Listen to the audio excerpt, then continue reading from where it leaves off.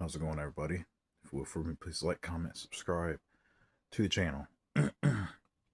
so, I just got done watching uh, the latest Wes Anderson film, The Phonetic Scheme. And of course, yeah, it's a Wes Anderson film. So, you got, of course, you're going to have big actors in here. Stars Benicio del Toro. What's that girl's name? Mia. I'm sorry, y'all. Look her up because I'm trying to remember what that girl's name was. It was Mia something. I can go back to. I'm pretty sure I can go back to where. So I can get the cast. That's what I need to do. I need to pull the cast up with this, so I remember who's in it. Yeah, so it's what's her name? Mia Thoroppleton. Sorry if I don't know if I'm pronouncing her name right. Mia Thoroppleton uh, plays his daughter in here. Her name is Liesel, I believe. Michael Cera's in here, and then you got like Tom Hanks, you got Bryan Cranston, you got Scarlett Johansson's in here, Jeffrey Wright, Willem Dafoe, um, Benedict Cumberbatch, F. Murray Abram. You got a whole bunch of people in here, so it's a star-studded cast as it usually is in a Wes Anderson film. So the Phoenician Scheme. So this is basically a movie that so this starts out with Benicio del Toro. He's basically like this I think it seemed like he was like a really wealthy politician. I want to say that. Like, they didn't say if he was like a president or what type of politician. I don't think they ever really gave that information or delve deep into it.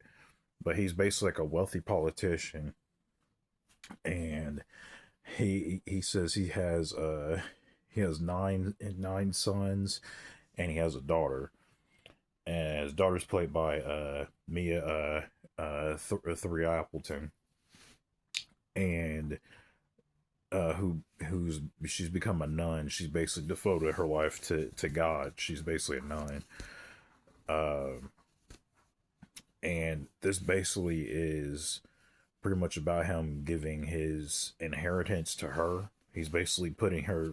Basically, the whole point of the movie is he's basically passing all his money, the fortune, everything he has. He's passing it down to her. Um, her being the oldest and stuff like that too, because his nine sons are like they're like little boys.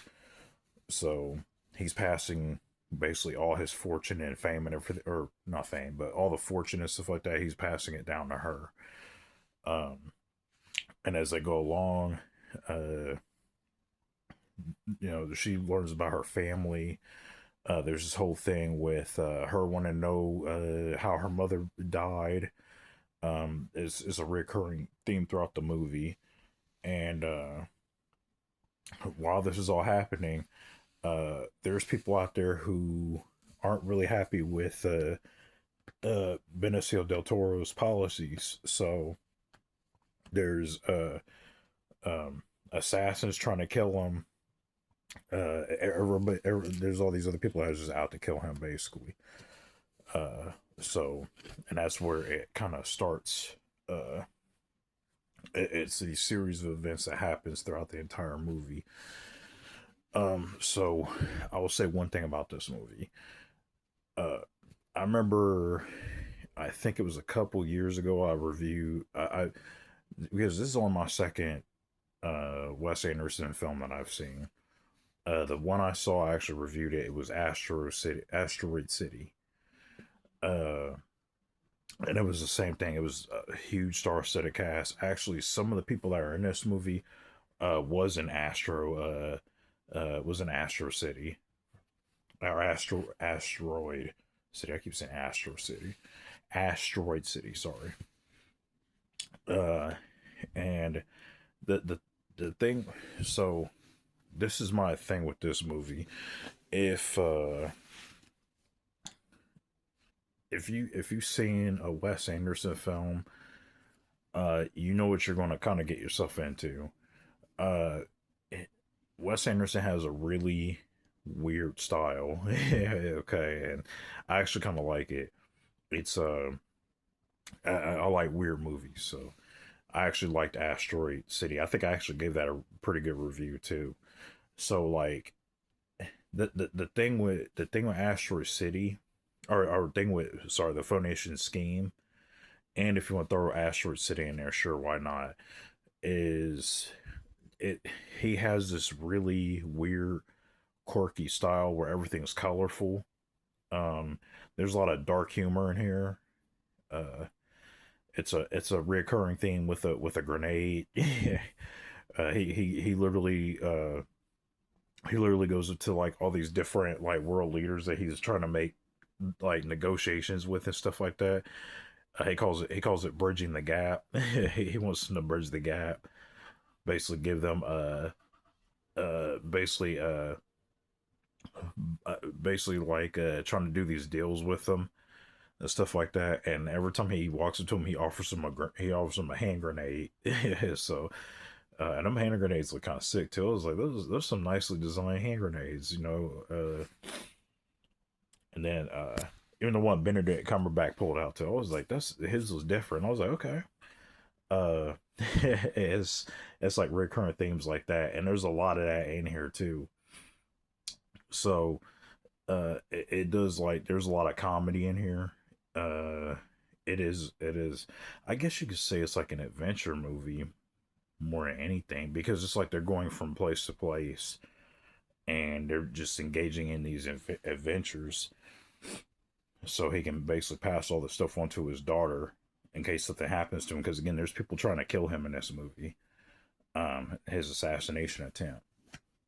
So but I will say this how this reminded me a lot of Asteroid City is uh his usage of camera angles. So he does a lot of fixated camera angles. um there's even a funny thing he does when somebody gets slapped, and you'll see it in there. It happens twice, and it's the camera angle he did.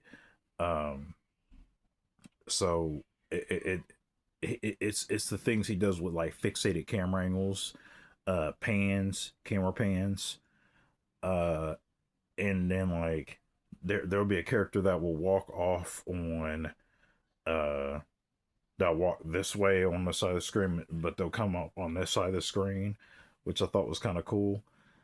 I don't he just I don't know. He has a Wes Anderson has a style that's like unique to him, and I don't know if people are gonna like that. I know I've seen comments where people make fun of his style or whatever, so it's not gonna be for everybody necessarily. But Wes Anderson, um, let's say he's got the colorfulness. This is a comedy straight through. There's a part in here where I was just dying out laughing. Um, it's a scene near the end of. I'm not gonna spoil it, but it's a scene near the end where I was cracking up. It just this movie just had me dying out laughing. Um, so I will say though, if you're not that it's the fast dialogue.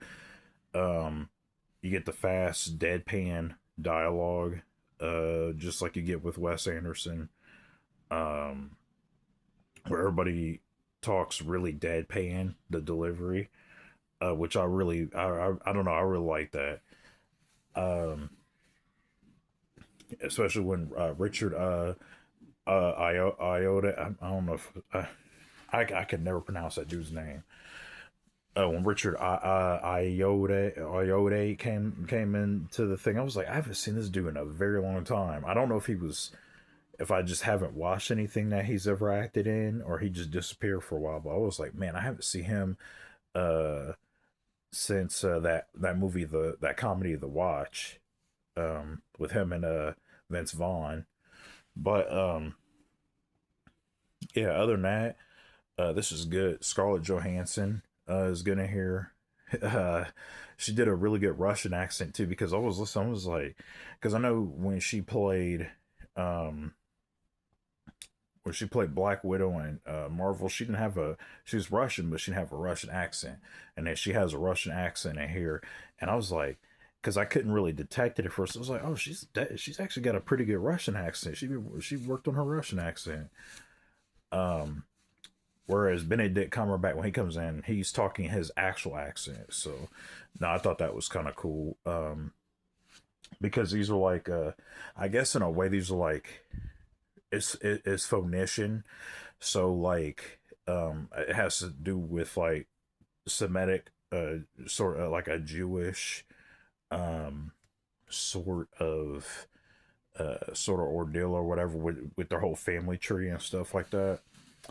And, even the daughter in here, played by Mia Thrappleton, she so she's like a nun in here, but there's a lot of moments throughout the movie too where it sort of challenges her religious beliefs.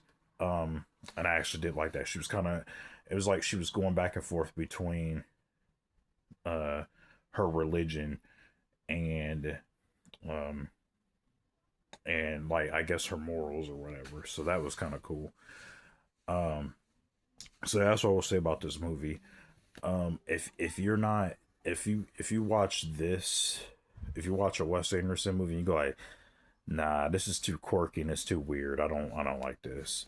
You're probably not gonna like this movie.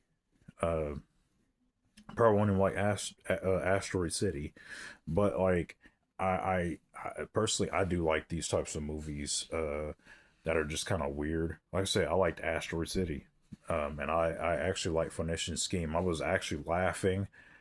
I thought the dialogue was funny. I thought I was interested the entire time. So it's a good movie. I am going to so because of that I'm just gonna go I'm gonna go. I was back and forth between this. I'm telling you, I'll go solid. I'll go solid. Recommend. I think that's what I gave Asteroid City. So I'm gonna go solid with this one too. Um, Solid recommend. If like I say, if you're into like the weird, quirky type movies, or if you like Wes Anderson in general, I would definitely check this movie out.